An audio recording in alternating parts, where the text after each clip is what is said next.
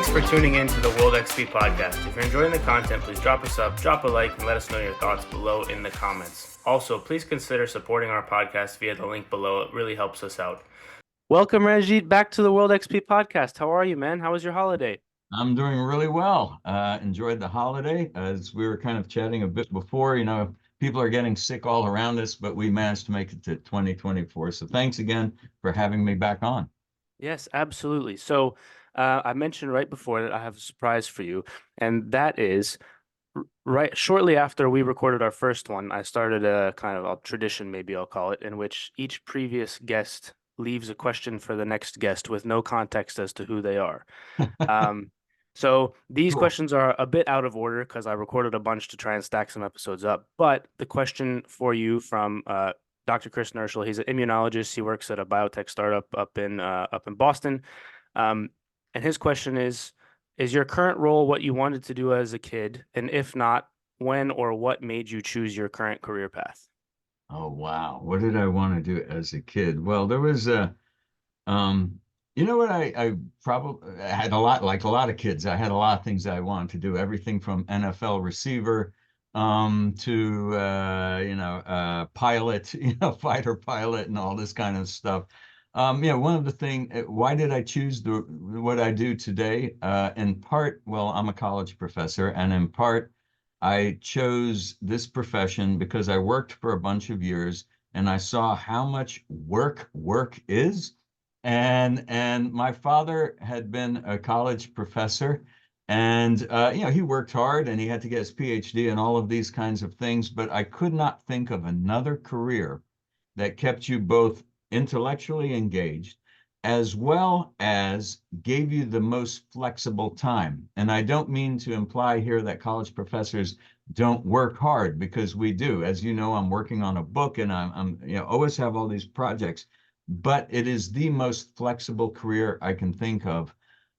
It's really kind of hard for me to even think of who my boss is, right? I'm a tenured college professor. Of course, we have deans and provosts and things like that. I almost never see them. I almost never hear from them. As long as I'm teaching my classes and publishing my work, people pretty much leave me alone. So that's how I fell into this career. Fair enough. That's a really Yeah. good answer. Um, so he was also on that track for a little while. He was in his Right. postdoc, and then he went into the private sector. Think about it, Just Eric. huh? Think about it, man. Oh, maybe. I don't know. We'll see. We'll see. Um, for those watching, uh, we did an intro on the last time you were on. So if you're curious as to kind of who you are and what you do, either look in the description or go watch that one. But because we both have limited time, I want to jump straight into Sure. this. And basically, the long and short of it is you're a professor of Middle Eastern studies, and obviously, since the last time we talked, October 7th happened, and so I wanted to get you back on and kind of provide some context surrounding the history of Israel Palestine, rather than just lots of people are talking about what's going on right now, and that's definitely good, but I haven't heard a lot of people go into like how we ended up here, because I think I did a couple hours of research last night, and a lot of people's history I think starts at either 1948 or sometime post World War II, and that's not really when it started. Uh, and so if you don't mind, I can throw some things maybe at you that I deemed important when Googling and listening to things last night, and maybe you can provide some context into those and how it all fits together. So a few of the things that Theodor Herzl, who's the founder of Zionism, and then kind of the pogroms in Eastern Europe seemed to be very important, and the Zionists were like, "Hey, this is really not a good thing, so we should go find our own state."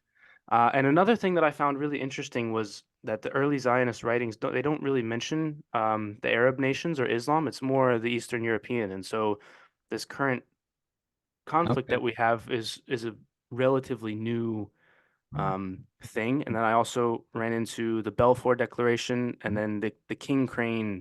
finding, which I found was interesting, which was advice to Woodrow Wilson that basically said the U.S. or the Western nations would be the effort necessary to establish and maintain a Jewish state in the Arab, or at the like in the Ottoman territory at that time, would have been huge, basically. Um, so those are kind of the important things that I picked out. So if you maybe can Yeah. add context or yeah, I guess we could just go Yeah, from there. those are great. You've done a lot of your homework already. That's great, Eric. Let me start off with just kind of a couple of caveats that I unfortunately have to give when I do these kinds of talks. One is everything that I talk about is my own personal reflection, right? You know, as you said, I teach Middle East politics. I've been doing it for a very long time right now, over 25 years or so. And so, what I do when I talk about, this is the history of this conflict or something like that, is I'm giving you my perception of how to read the historical record, right? And often my perception aligns with the mainstream, if there is a mainstream on this, but sometimes it differs somewhat. And so that's just kind of understood, right? You ask me a question, I'll give you my answer. Someone else will give you a different answer. And the other caveat that I often give is that, as political scientists, our job is to explain and to understand stuff, right? So sometimes I'm put in positions in which people ask me, why did, for example, Gaza, why did Hamas attack Israel on October 7th or something like that? And I'll give my best explanation for that. But, often people think, oh, he's explaining it. Oh, he's justifying it. He's supporting it, right? They hear what they want to hear or what they're afraid of hearing or something like that. But that's not my intention at all, right? I seek to understand motives and understand what people are trying to do, but not necessarily to justify Absolutely. what they're trying to do. So you brought up a number of really interesting things here, and really what you're talking about here is the deepest roots of the Arab-Israeli conflict and today the Palestinian Israeli conflict, right? Going back, as you said, before 1948, before there was an Israel, right? When there were just Jewish people and Arab people and Eastern, all the modern state system as we see it in the Middle East today hadn't formed. So let me talk a little bit about that because if we look at the deepest roots of this conflict that we're seeing unfold so tragically now, we have to begin with anti-Semitism, right?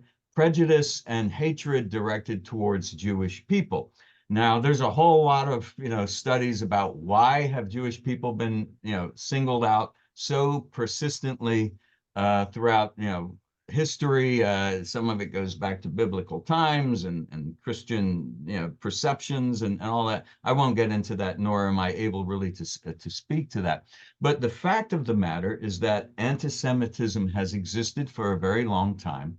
And it's been very prevalent and pernicious, especially within the European context. Because if we go back to the 19th century, and if you were to look at a map of where in the world is the Jewish population located, most of the world's Jews lived in Eastern Europe, kind of Western Russian Empire, that area, right? They were settled there. I don't have the numbers off the top of my head, but we're looking at something like 75, 80% of the world's Jews in the late 19th century lived within the Russian Empire or the areas that it controlled in that Eastern European area. In fact, under the Tsarist regime, the emperor of Russia, there were laws that said they could only live in these areas, in these certain areas, which what are today like Poland and parts of Ukraine and all of this. That was called the Pale of Settlement, right? Jews were not allowed to live outside of that. And in fact, that's where we get the term beyond the pale from, when someone goes outside of some sort of boundary or something like that. So this anti-Semitism was virulent in Europe, especially in the Russian Empire, but also in many parts of Europe for a number of reasons. And it kind of, there were kind of two ways in which Jewish leaders, the community leaders, the Jewish philosophers of the time, tried to deal with what they used to call the Jewish question in Europe. What about these Jewish people? What should we do with them? On the one hand, there were the assimilationists, right? Those who said, well, we should just become citizens of these European states. I'm not going to identify as Jewish primarily. I'm going to identify as British or French or German or something like that, right? The founder of modern Zionism that you just brought up, Theodor Herzl, he started off that way. He was a very cosmopolitan journalist working in Central Europe, spoke multiple languages, felt very at ease in the parlors, the intellectual circles of late 19th century European society. But the problem of anti-Semitism continued, right? And so Herzl, in his lifetime, one of the triggering affairs for him was the Dreyfus Affair, if you've heard about that. Mm-mm. Okay, the Dreyfus Affair in the late 19th century in France, there was a captain in the army. His name was Dreyfus, and he was Jewish. And there was a scandal about a spying ring that was going on in France. And he became scapegoated. Basically, the military said, "Oh, it's this guy. He's guilty." There was no, to my knowledge, evidence that it was him, but he was Jewish and they picked on him. They didn't like him and they sentenced him to prison. And he had to go break rocks on an island and whatnot. And the French philosopher Émile Zola said, "This is BS. This is not, he wrote a very famous essay about that.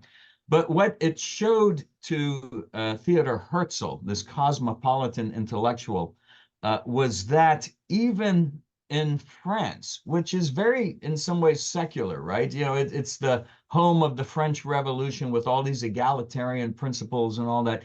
Even in France, Jews were not going to become full citizens. They were always vulnerable to discrimination and oppression.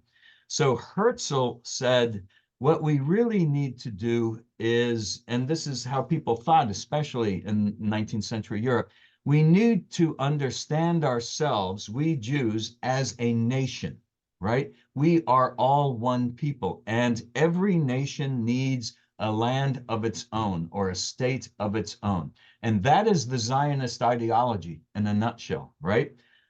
This is a highly nationalist period in European history, right? Mm-hmm.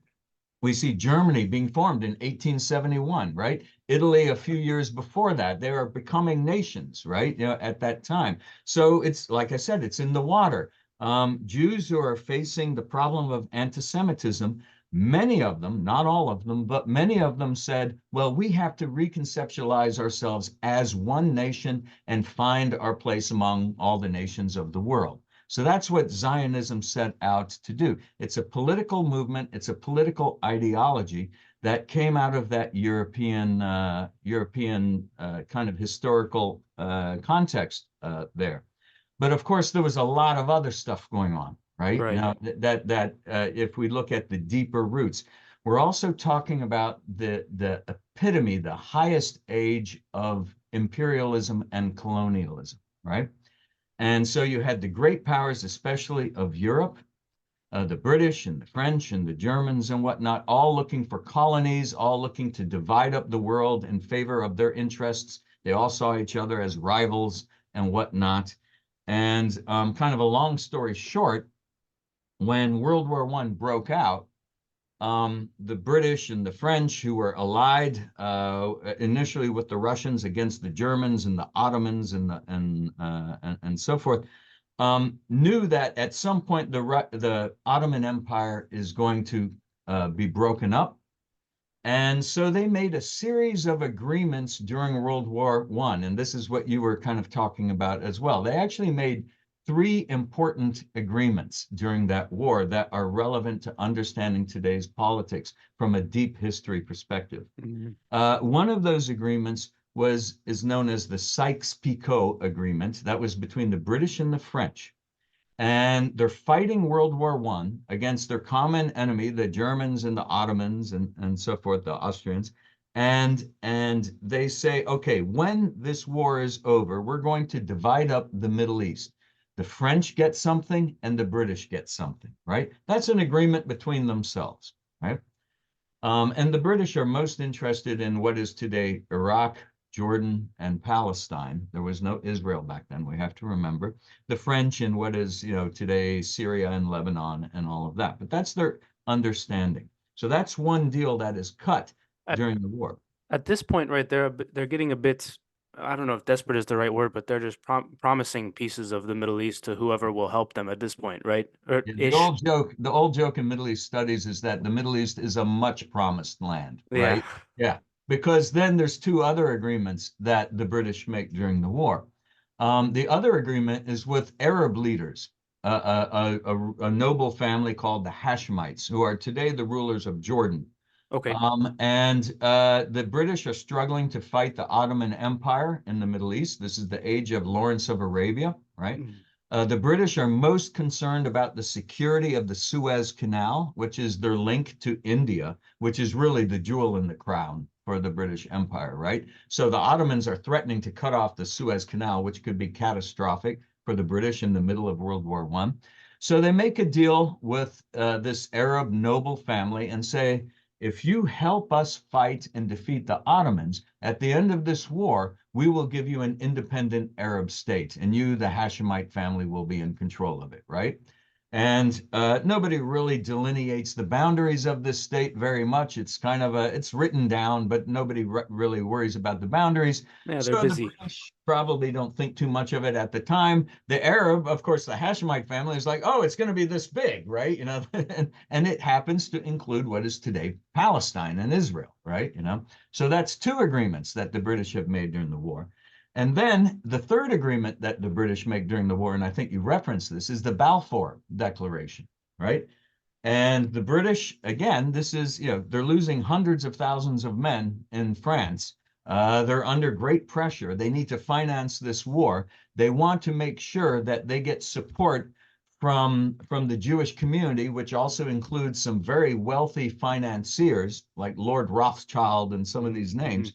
And so the British release a statement during the war, the Balfour Declaration, which says that at the end of this war, they will look with favor on the establishment of a Jewish homeland in Palestine, right? They don't say state, but some sort of a homeland, which is what the Zionists wanted, right? That's what Theodor Herzl had been looking for, the establishment of a Jewish homeland somewhere so they could be a nation of their own. Well, the Ottoman Empire loses the war, right? It breaks up within a couple of years after the war. It becomes Turkey and it loses all these possessions. The British and the French do divide up that eastern area of the Mediterranean.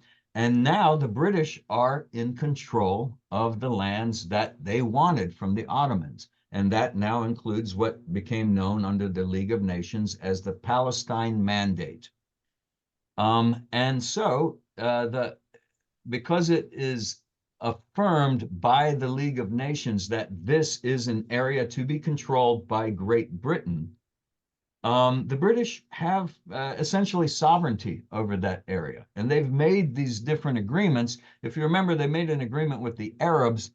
Um, they kind of say to the Hashemite family, well, we can't really give you Palestine. How about Jordan? And Jordan is kind of a backwater at that time. It's just a bunch of desert kind of. It doesn't have resources or great symbolic importance or anything like that. And they also give them Iraq, newly created Iraq, and that's why you get these two monarchies in Iraq and in Jordan.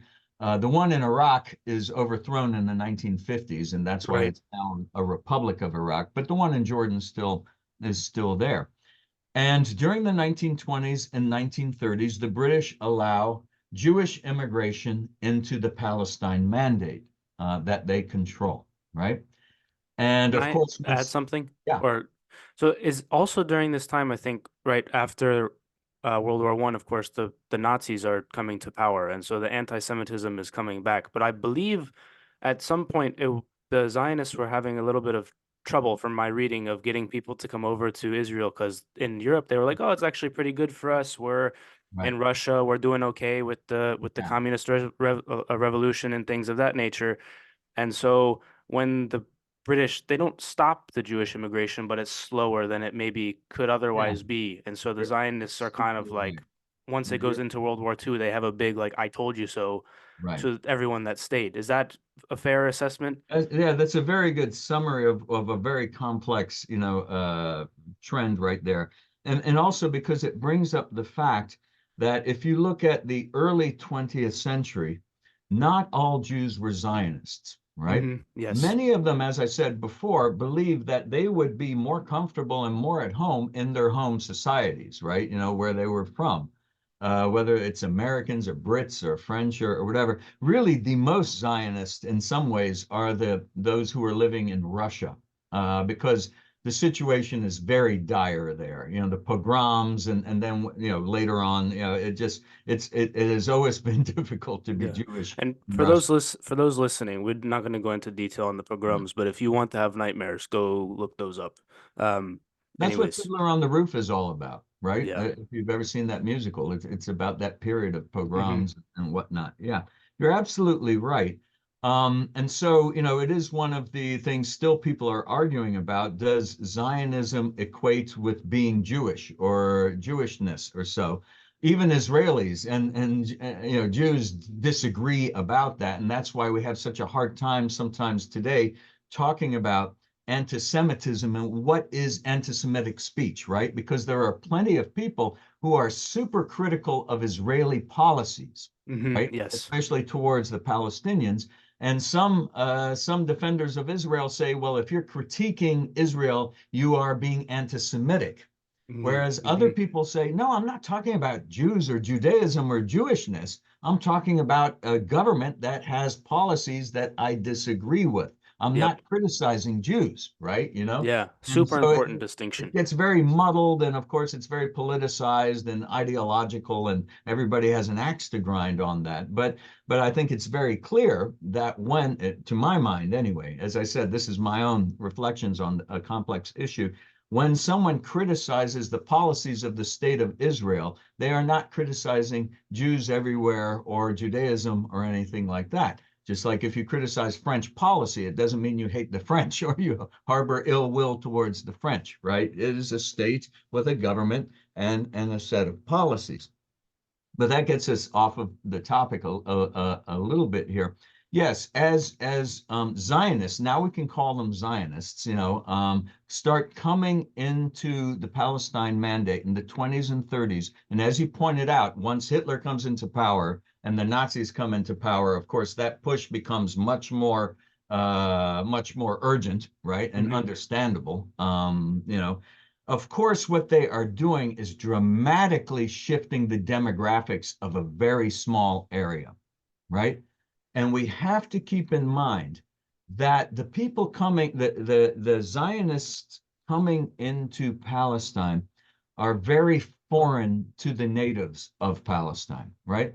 Palestine is and was a predominantly conservative, predominantly Muslim, predominantly agricultural area, right? It was not a major cosmopolitan. It's not like Cairo or Beirut or something like that. It was a very conservative, kind of a backwater of the Ottoman Empire before that. And the people who are coming in now, the Zionists, are coming from France, from Russia, from England, from Eastern Europe, some from America. They're speaking English, French, Russian, German. They dress differently. They eat different foods. And so as the demographics change between these two groups, with more Zionists coming in the 20s and 30s, the Arabs become more restive, right? They're like, it's a dynamic not unfamiliar to ourselves, right? Yeah, yeah. I look at Northern Virginia. When I was a kid, you never heard Spanish being spoken. Nowadays, you go to a place like Herndon or Manassas, and Spanish is everywhere. Even our ATMs are in Spanish. I remember when the ATMs first started in Spanish, people were angry. They were like, Yeah. what the heck? I go to an ATM and have to choose a language? What country am I in anymore, right? And you see that reaction, right? And that led to a lot of conflict, but it also, and this is critical to understanding what's to come, from that period on, from the Arab perspective, and to a large extent the Muslim perspective, this origin of the modern state of Israel has always looked like another colonial entity being established by outside powers in the Middle East, right? Right. These are outsiders, and the vast majority of them are outsiders They are speaking different languages. They dress differently. They do things differently. They're coming from Western European, largely European societies, and they're starting to buy up land and to build factories and things like that. And the local indigenous Palestinian Arabs are saying, who are you? You're obviously not of us. And who are the British to give you permission to come and Yes. settle here? Right. And we have to remember the 20th century, now we're in the 20th century, the 20s, 30s, and 40s is the beginning of the really strong anti-colonial struggle worldwide. Right. Right. So Arabs are seeing their issue in Palestine as similar to getting the British out of Egypt, getting the French out of Syria. All of those were big nationalist movements at this time. And many Palestinians are saying, why do we have British controlling us and bringing in Jewish settlers here? They never asked us. And in fact, you pointed out a really interesting thing in your introduction, the King Crane Commission of 1919, right? After World War I, if you notice so far, we haven't mentioned the United States, right? Yeah. After World War I, we're one of the victors of the war, and Woodrow Wilson has his 14-point speech in which he says one of the causes of World War I, perhaps the primary cause of World War I, is that people have not been able to exercise self-determination, right? And so while the British and the French are carving up the Middle East, um, the American government sends this commission to go study the issue of Palestine. What should happen in that part of the Middle East? So they send King and Crane. These are two people you don't need to know about. And they go and ask the local people in what is today Palestine and lower Syria and so forth. They ask, what is your opinion? If you are given a choice, who do you want to rule over you? Probably no one had ever asked them that before, Yeah. right? And not surprisingly, the first thing they said is, well, we'd like self-rule. But that wasn't going to happen. This is the height of imperialism. So curiously, their second preference when asked was, we'd like to have, well, if we can't have self-rule, we'd like to have the United States actually be the colonial power here. And you kind of scratch your head. This is only 100 years ago. And imagine Syrians and Palestinians saying, well, if we have to be ruled over by a foreign power, we'll choose the United States. Well, from their perspective, what they knew of the United States, it wasn't a grand imperial power. They knew that if the French or the British or the Germans come, they never leave, right? Yeah. And we had gotten rid of the British. So that was like a, Right. And they knew that Woodrow Wilson, who won, if I recall, a Nobel Prize at that time, he was the most famous man in the world. He was associated with the notion of the right to self-determination, right? So they looked at him pretty favorably, like, okay, this guy, he's all right. So 100 years ago, America's name in this part of the world was actually quite good. We were vastly preferred to the British and the French and the Germans and whatnot. Yeah, so those are some of the deep historical roots of what's going on today. yeah, I think that's a great summary. And so we get through World War II, and the British, I think, are kind of like, you know what, we don't really want to deal with this Arab-Israeli conf or Israel Arab-Jewish conflict anymore. New UN, you guys deal with that. Yeah. And so then we get the partition plan, and I think at the time, I don't remember the numbers off the top of my head, but I think the Jewish kind of population only controlled like some minute like 15-20%, something like that. And then within the partition plan, they gave them like 55%, I think. Is that the numbers about right? Something like that. Yes. Yeah. And and so then we end up with, well, first of all, how does the UN have the authority to do that? But that's a different discussion, I Yeah. think, for a different day. Uh, And and yeah. so and so we end up with this situation where the UN has just decided that Israel is existing in like whatever the borders that they drew up were. Um, and I think, okay, so let's kind of go from there to maybe through like the 67 war type and quick Okay. summaries. Sure. Well, you're already alluding to what is a really strong pattern not just in Palestine, but in the whole Middle East. And it's actually one of the themes of a course that I teach on these issues, which is that the key decisions are usually being made by outsiders, Hmm. right? You know, whether it's the United Nations or the League of Nations or the British in their ministries in London or what have you, right? Usually the big, almost existential decisions are being made by people outside the Middle East. And actually, this is a really interesting frame to keep in mind as we think about today's crisis, because a lot of people are asking, it's so hard to think about how are we going to get out of this war between Israel and Gaza today, right?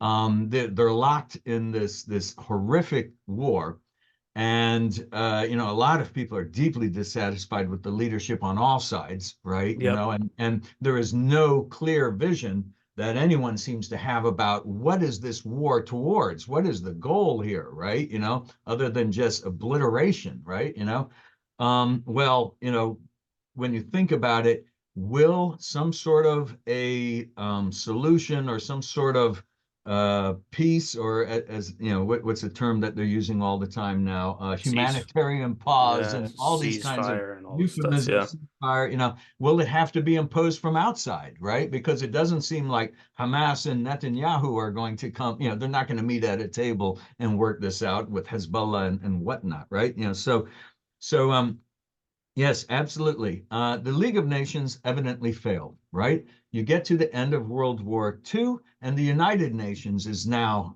supposed to be the institution that handles these thorny issues.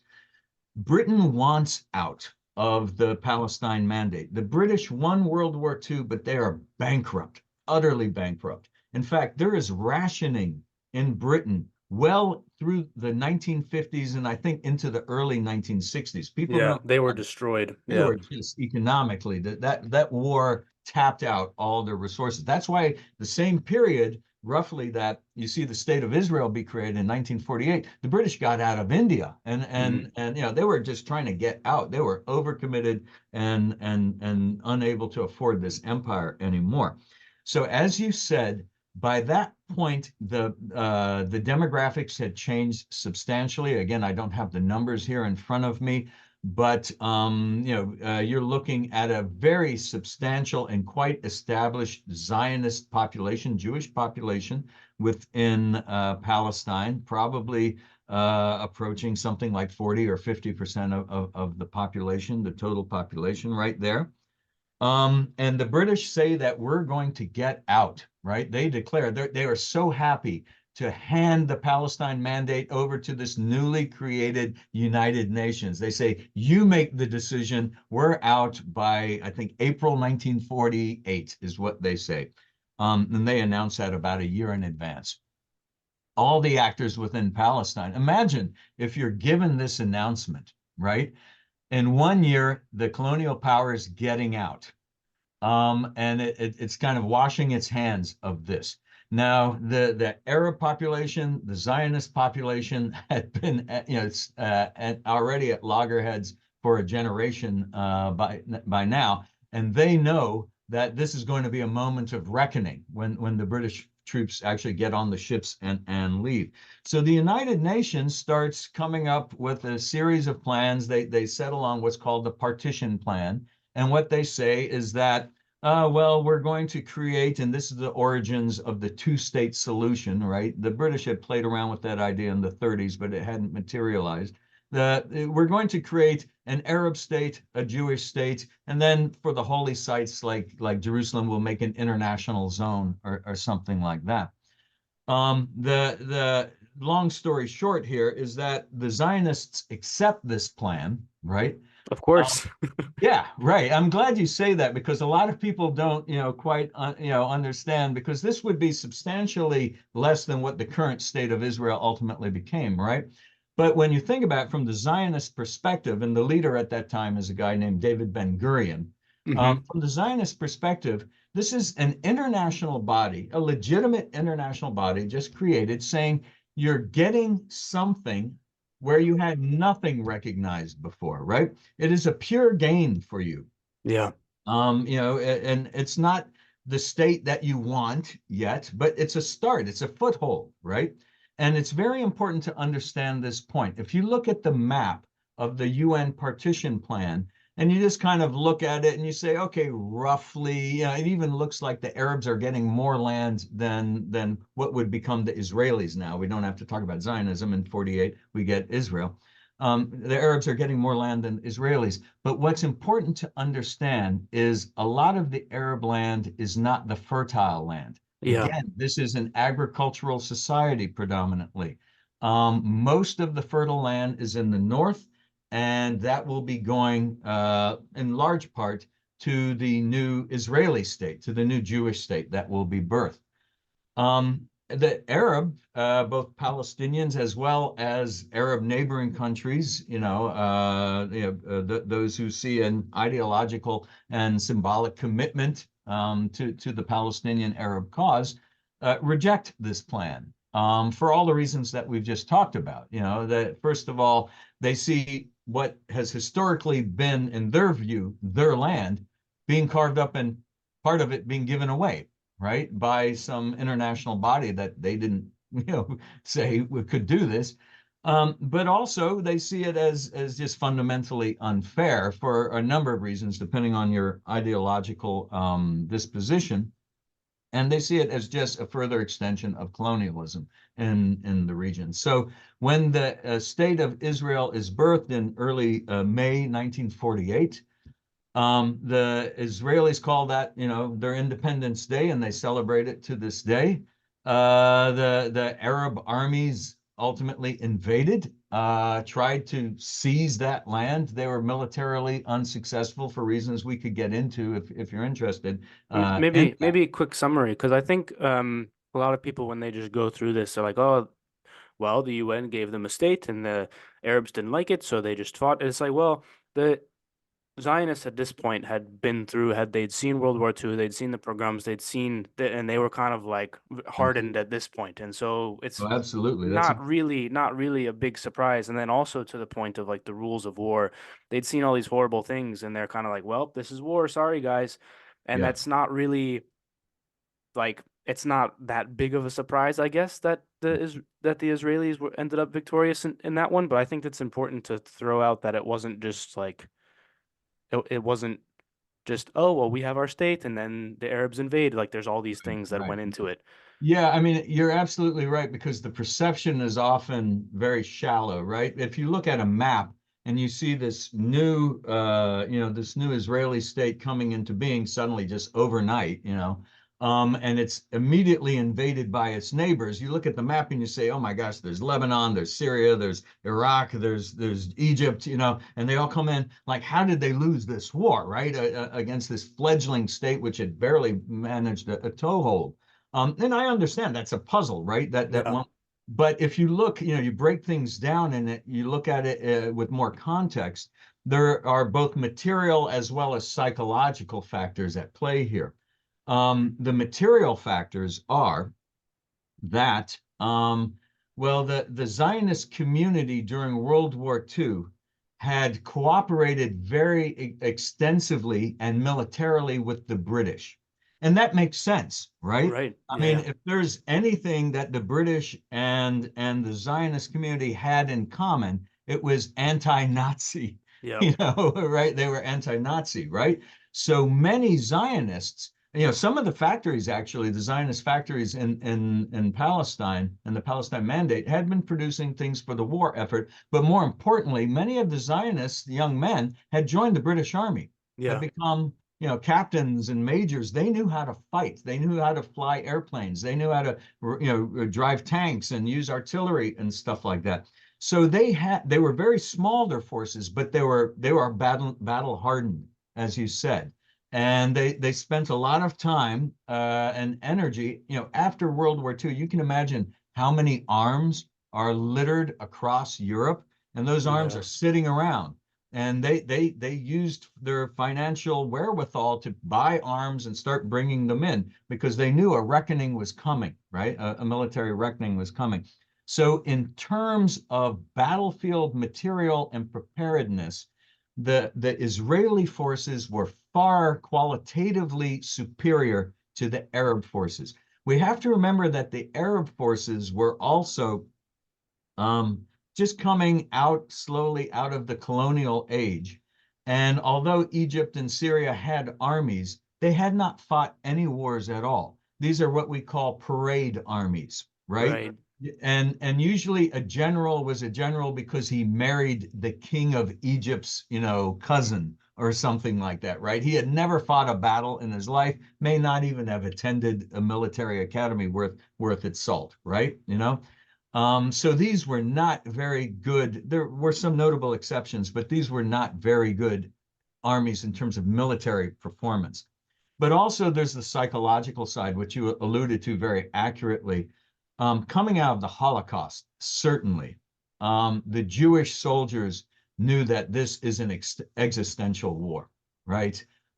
If they were to lose these battles, what is going to happen to them, right? Because Yeah. the Arab presidents and kings were giving speeches, the ministers, that we're just going to push these Zionists into the sea, right? And so there's also that element. And I think any military commander will tell you that the moral forces, the psychological forces are often more important even than the material forces. I think a lot of the Arabs looked at the map, looked at the numbers, and expected a cakewalk and found that that would not be the case. Yeah. Yeah. Yeah. Yeah. Absolutely. So So, the upshot of that 48, that was the first Arab-Israeli war. The right.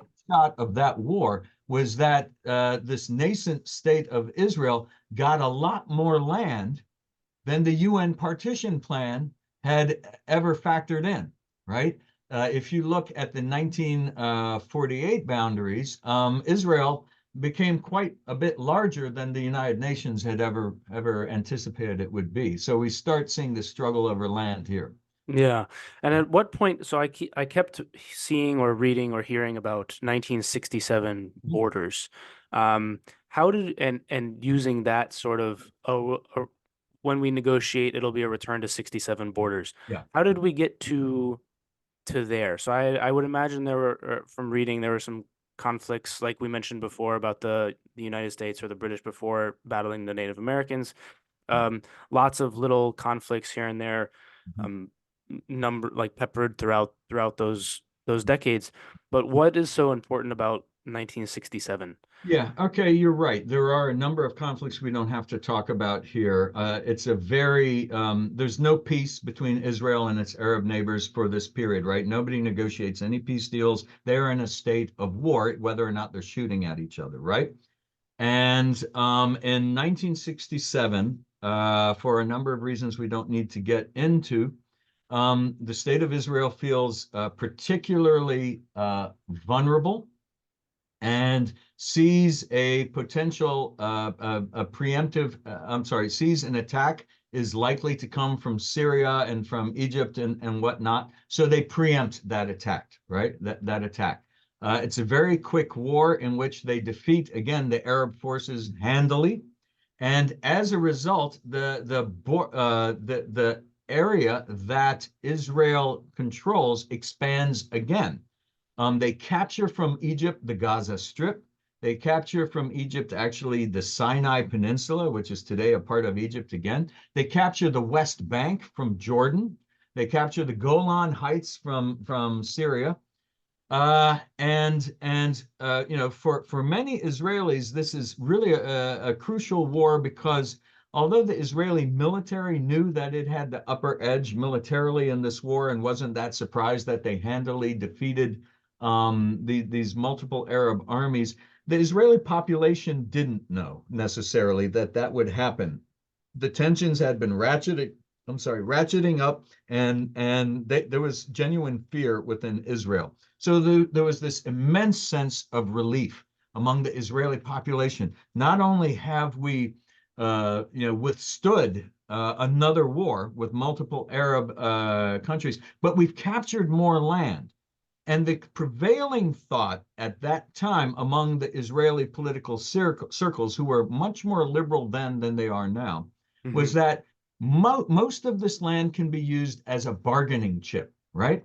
We have hostile Arab neighbors. What do they want? They want this land back.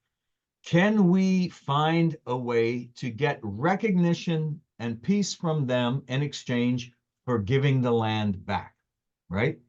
And so after the 1967 war, a ceasefire is brokered by the United Nations again, and the United Nations passes a couple of Security Council resolutions, which are very well known in this conflict. And probably the most important one is Security Council Resolution 242, which comes up with this formula called Land for Peace, right? It calls on the Israelis to withdraw from occupied territories because they're not a part of Israel. In international law, Gaza and West Bank and Golan are not a part of Israel. They can't keep it. You're not allowed in international law to hold land that you have achieved through military conquest. That's illegal, right? And in exchange for withdrawing from the lands that they have, they should gain peace and recognition from their Arab neighbors, right? So that's the principle. And when people talk about that as a key war, that's kind of what they're talking about because this is a formula that has become ensconced into international law, and it's kind of a touchstone for many people when we talk about Gaza and the West Bank and all of this. This is what makes Israeli settlements, especially in the West Bank, for example, so contentious. Because if Ah, the West Bank doesn't belong to Israel, and it doesn't in international law, or East Jerusalem doesn't belong to Israel in international law, Israel should not be settling it, right?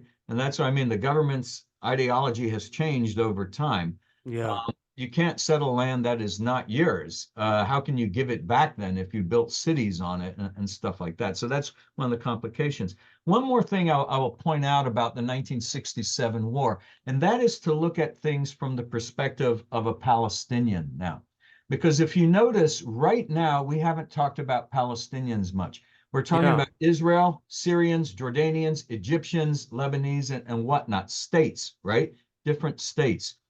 Now, up until 1967, most Palestinians thought that these Arab states, their Arab brothers, would come and rescue them, right? And would deal with Israel and liberate them, right?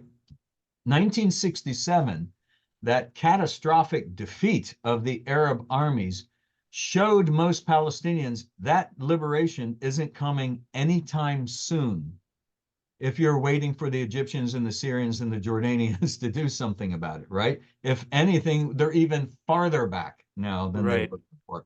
Their aircraft are smoldering in the desert, their tanks are blown up, right? So a new movement starts among Palestinians, and this is the origins of the PLO, the Mm, Palestinian Liberation Organization, Palestine Liberation Organization. And the figurehead, not a figurehead, he's the leader of that organization from that period up until his death in 2005, I think it was, or so, was Yasser Arafat, right? yes. Yeah, yeah. And that's a Palestinian organization that basically their ideology was that we need to liberate ourselves. We cannot rely on our Arab brothers to do this anymore.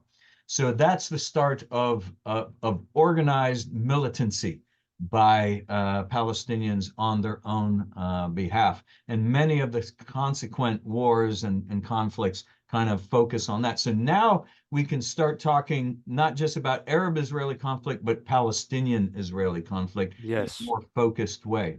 Yeah, because I think since then, Israel's been at peace with Egypt and Jordan largely since that time, right? Right, right. Um, and so we Since have the late 1970s, when they negotiated a separate peace, the Camp David Accords right. between Egypt and Israel. Right. So we get through, I think, because we're a little, I think we've made good time, but I think we're a little bit behind. So I want to kind of, if there's nothing of note, at least that I remember between late 70s Camp David up to maybe late 90s, early 2000s when Netanyahu comes to power, is that fair? Is there anything that you want to note Well, in there's the tons of stuff of note, but we can jump forward, but in the interest of time, right? okay. And yeah, Can I let's talk. mention one thing though that I want to get your thoughts on? So I was doing some, and I found an article from the Israeli Times that was published like shortly after October 7th. Okay. And that was in the early 2000s that Netanyahu and kind of the Likud party had decided that they wanted to prop up Hamas in the Yeah. interest of saying, like, well, if Palestine's run by terrorists, then we don't have a partner for peace. Yeah. And that I found that very Yeah. uh a little bit interesting of a strategy, but also I hadn't heard that anywhere. Right. Um, so I wanted to get your thoughts on Sure. that as well. Sure. Okay. So we just described the rise of the PLO, the Palestine Right. Liberation Organization, right, which dominated Palestinian politics and became the internationally recognized arm in the United Nations and all that of the Palestinian people by the 1970s. And through the 1970s, 1980s, and into the 1990s, the PLO had almost a monopoly over Palestinian politics, resistance politics, right? Well, the PLO started to negotiate with the Israelis in the late 80s and more formally in the 1990s. You saw a peace agreement, and ultimately the PLO said that they would recognize Israel, right? The state of Right. Israel, so that they would start negotiations. And this is all the run up to the Oslo peace process of the mid 1990s and all of that, Yes. which was a peace process between the PLO and the Israeli government to kind of gradually, essentially, create a Palestinian state, right? The two-state solution there. Now, what the Israeli, you mentioned Netanyahu. Netanyahu comes from the far right on the Israeli ideological spectrum. And Netanyahu, and he's a member of the Likud party, which has its own historical kind of background, which was always more maximalist about this all being Israeli land and very opposed to the notion of a Palestinian state, right?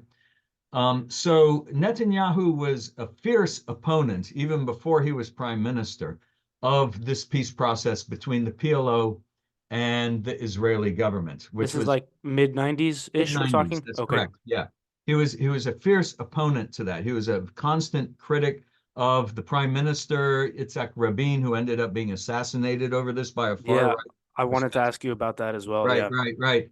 Netanyahu was giving some blistering speeches. It was very common in the 1990s for members of the far right to call the Israeli prime minister who negotiated this peace agreement a traitor to Israel, a traitor to the Jewish people. Very ugly rhetoric was going on at that time. So when Netanyahu got into power, and he's been the longest serving Israeli prime minister, um, when he got into power, he saw the PLO not really as a partner to negotiate with. He did not want to see a Palestinian state come into being. And one of the ways that I mean, think in Machiavellian kind of terms here. One of the ways that you strengthen your hand, the hand of your side, is to divide the opposition, right? Right. The PLO had a lot of international legitimacy by then. The United States had recognized Yasser Arafat and had negotiated with them. The Israelis, the French, everybody. He was well recognized. So there was this other movement in Palestinian society, an Islamic movement that came to be known as Hamas. Hamas was formed in the late 1980s as a rival to the PLO. The PLO is an umbrella organization made up of many different factions that are secular. They're not religious, right? Some are left-leaning, most are just nationalist or so. Well, Hamas came out of a very Islamic context. Right. And the Israelis knew Hamas was anti-Israeli. I mean, it made it very clear. But they saw that if they help Hamas kind of develop, then that would split Palestinian politics, right? And that would weaken the PLO. And so Netanyahu, under his term, his multiple terms now as prime minister, indirectly and probably at times directly, it's hard to know exactly, facilitated the rise of Hamas. Hamas receives most of its money from abroad. Not much can go into Gaza Strip, which is really the home of Hamas, without the Israelis finding out about it. But money transfers and stuff like that. When Hamas wanted to build a mosque you can't build anything in occupied territory without Israeli permission. They would allow Hamas to build a mosque, right? Because that would build up the infrastructure of Hamas. That's where people would meet and things like that. Because they saw that as weakening the PLO. And if they could weaken the PLO, they could weaken the Palestinian government, the nascent Palestinian government, which would reduce the chances of a Palestinian state coming into being. And also Hamas is not very charismatic, we could say, in the West, right? It's not Yeah. popular in the West. It's a very foreign ideology to us. So the Palestinian issue, the Palestinian cause, has always been associated with terrorism. And if it becomes more Hamasified, if you think of it that way, it's going to be even more associated with terrorism and this Islamic ideology that most Westerners aren't very comfortable with. So I think Netanyahu very, cynically, one could say, Yeah. facilitated this development, which has come back to bite Israel, right? Because you build up a group like Hamas, and they're not going to say thank you. They have an ideological agenda, right? Yeah. That's super. I hadn't realized. So I knew about the assassination of Rabin. yes, in oh 04, oh 05, something like that. No, this is And back in the mid '90s. oh, was it the midnight? Yeah, Okay, yes, you're right. You're right. And I didn't realize that they were that close to kind of coming to some sort of agreement in that at that time. Um, right. that the assassination and the Israel funding Hamas was kind of the last of my subjects that I wanted to really Uh-huh. touch on. But so I guess where do we go from, in the interest of time, I guess, where do we go from here? Or like what do you see as potential? Right, Because in my head, just based on the couple hours of research I did last night in our conversation, it seems as though now we're at a point where, like you mentioned before, there's not really a solution because Netanyahu doesn't want to negotiate, and Hamas at the same by the same token also doesn't want to negotiate, even yeah, though for the people that are living there, it yeah, would have been best, it seems, as if the PLO had stayed. Obviously, they had their problems, and Israel, given the conflict before, it was not perfect, but it seemed better, obviously, than what it is now. So, is there? And I also know that before October 7th, Netanyahu was under a lot of political pressure as well. And so I don't, are there elections coming up in Israel anytime soon? Or like, what's the situation there parliamentary moving forward? system. Yeah, I mean, you're asking the Nobel Prize question, Yeah. right? Which what do we do now? And I Yeah. will point out one thing that I like to point out in classes. Um, the Arab-Israeli and Palestinian-Israeli conflict, to my knowledge, has been has won more Nobel Prize peace prizes than any other conflict in the world. I forget how many, like five, six, seven, going back to the 1940s. Hmm. And still we don't have peace. Yeah.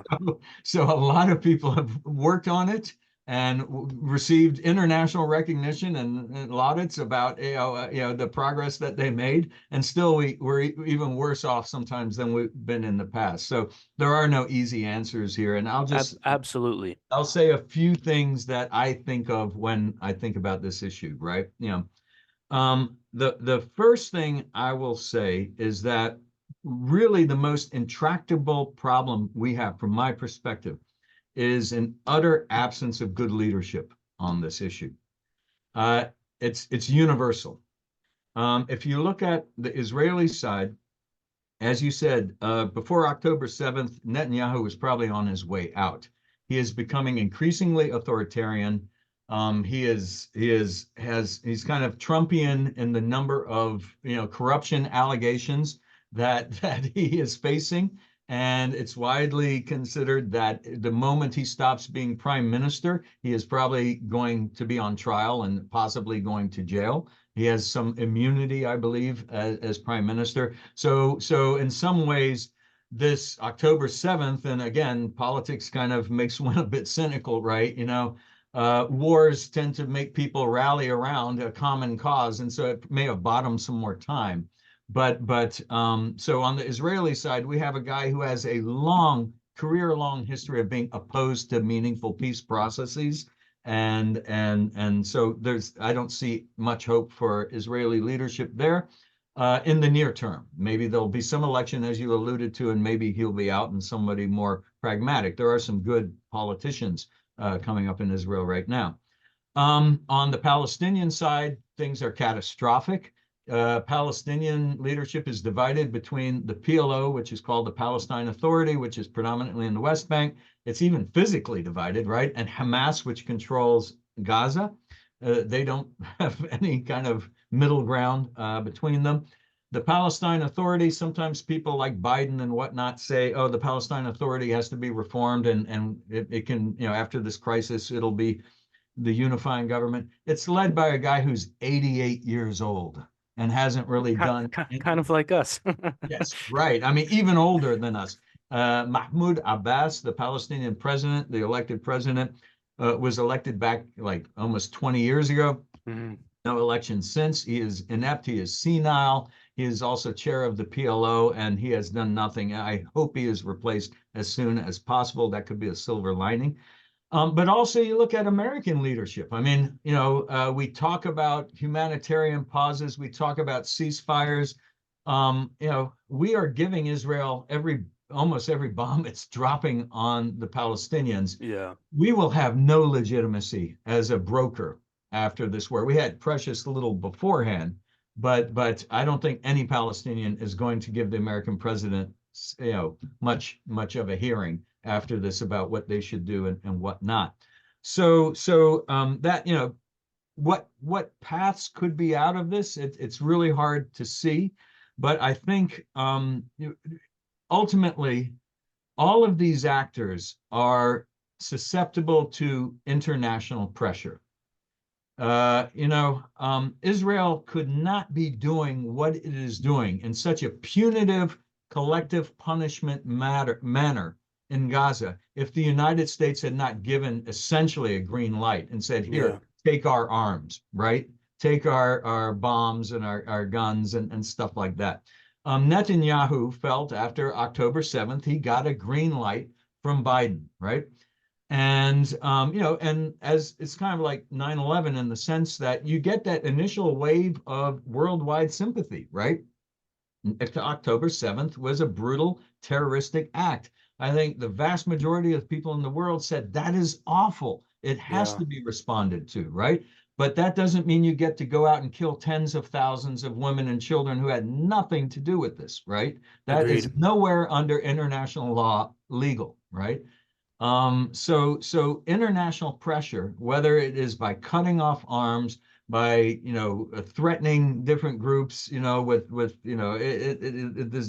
it's a very complex thing, and including putting an end to the settlement building because that is an underlying clause.